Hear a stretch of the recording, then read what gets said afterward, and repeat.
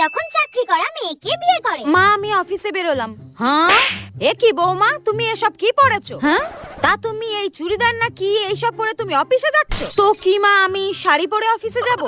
শোনো বৌমা, এই অফিসে না কোথায় যাচ্ছ এটার জন্য অনুমতি দিয়েছি মানে এই নয় তুমি যা ইচ্ছা তাই পরে সেখানে যাবে। নতুন বিয়ে হয়েছে তো নাকি? মা নতুন বিয়ে হয়েছে তো কি হয়েছে? আর তাছাড়া আপনার ছেলেকে তো আমি বলেইছিলাম বিয়ের আগে যে আমি বিয়ের পর সমস্ত ধরনের ড্রেস পরবো, আর তাতে তো আপনার ছেলে বারণও করেন। হ্যাঁ ইভেন আমাকে বলেছিল আপনিও কোনো বাধা দেবেন না, তো এখন এত কথা হচ্ছে কেন? শোনো বৌমা, অফিসে যাওয়ার জন্য অনুমতি দিয়েছিলাম, অন্য কোথাও না। অফিসে গেলে তো টাকা আসবে তার জন্য।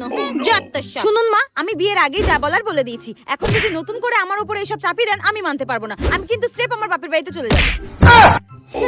বাবা কি মুখ রে বাবা, মুখ তো নয় যেন একদম ক্ষয় ফুটছে, মুখের মধ্যে মনে হয় একদম নুরো জ্বলে। কতবার বাবুকে বললাম কি সুন্দর একটা মেয়ে দেখেছি তাকে বিয়ে কর, তা না একটা ধানে লঙ্কাকে বিয়ে করলো। যত সব।